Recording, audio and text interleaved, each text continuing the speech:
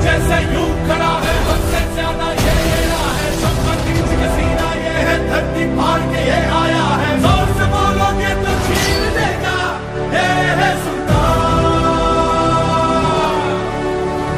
हमसे जैसे यूं खड़ा है, हमसे ज्यादा ये लेना है, संपत्ति सीना ये। युवा उद्योजक, लिंगायत समाजातील निर्भीड व्यक्तिमत्व, कट्टर वैभवदादा समर्थक माननीय निलेश शेटमार्ले यांना वाढदिवसाच्या हार्दिक शुभेच्छा। शुभेच्छुक भगवान दादा पाटील, अध्यक्ष व सर्व पदाधिकारी कार्यकर्ते राष्ट्रवादी काँग्रेस विटा शहर। स्वप्नील भाऊ कोळी, चेअरमन महर्षी वाल्मिकी अर्बन मल्टीपर्पज निधी कराड। ज्ञानेश्वर अबा शिंदे, सर्व सदस्य जय भवानी कला व क्रीडा सांस्कृतिक मंडळ भवानीनगर विटा। संतोष दादा पाटील, मित्र परिवार ताकारी।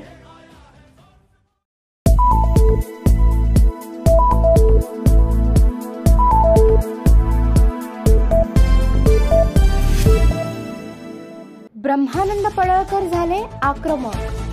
ब्रह्मानंद पडळकरांची खानापूर तालुक्यात एंट्री, तेथील अवैध धंद्यांवर हातोडा।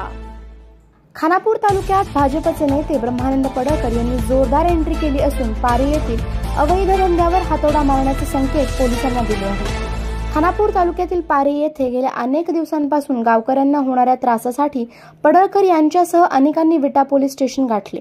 पोलीस निरीक्षक शरद मेमाणे यांच्यासमोर त्यांनी व्यथा आपापल्या मांडल्या।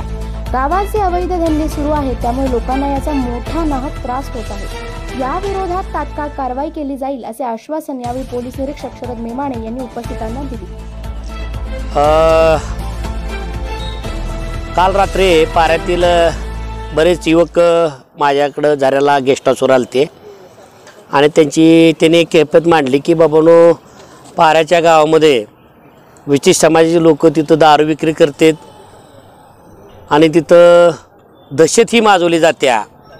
शाळेच्या मुली एस टीला जाताना त्यांना काहीतरी बोलणं, एखादी महिला आली तर तिच्या शरीराच्या व्यंगावर त्यांना बोलणं, आणि हा प्रकार भरपूर चालला असल्यामुळं नशेची इंजेक्शनं तिथं भरपूर सापडलेली आहेत।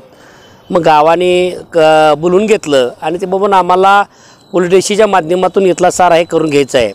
मग आमचं गावकऱ्यांचं असं मत आहे की बाबांनो, तुम्हाला धंदा कोणाला करायचा आहे तुम्ही कशाही पद्धतीनं करा, पण गावातल्या माता भगिनींना, मायमाऊलींना त्रास द्यायचं कुणीही करू नये असं तिथल्या ग्रामस्थांचं मत आहे। मग आम्हाला बोलवलं ना, आम्ही तर ते आलंच पाहिजे। त्यामुळे आम्ही तिथं आलं, बैठक घेतली, साऱ्या बैठकीत ठरलं की बाबांनो, इथून पुढच्या गावामध्ये आपण गावानं एकनिष्ठ राहायचं, एकसंघ राहायचं, आणि जर कुठल्या असल्या शक्ती आपल्याला त्रास द्यायचा प्रयत्न करतील तर त्याला आपण हाणून पाडायचं, हे आपण इथं ठरलेलं आहे। तिथून आता सारे इथं गावाची लोक जवळ इथं आले आहेत, इथं पोलीस स्टेशनला निवेदन दिलेलं आहे का बाबा ह्या लोकांचा बंदोबस्त करा का आम्ही करू। आणि मला वाटतं इथं PI लिमाने साहेब आहेत, हे DSP साहेबांनी आणि इथं साऱ्यांनी SP शब्द दिलेला आहे। त्यामुळं पारेचा हा प्रश्न 100% सुटेल असं मला वाटतंय। खरं तर आपण शिवाजी महाराजांच्या राज्यामध्ये राहतो आणि ते 12 बलुदर समाजाने एकसंघ राहिलं पाहिजे, ही सुद्धा आमची भूमिका आहे। त्यामुळं आम्ही त्यांना सांगितलं, जी काय लोक त्रास देते त्यांना समोर बोलून घ्या, त्यांचं काय बाबा प्रश्न असतं त्यांना विचारा आणि ते प्रश्न मार्गी लावा असं आम्ही साहेबांना बोललेलो आहोत। पोलिसांनी काय ॲक्शन घेतली?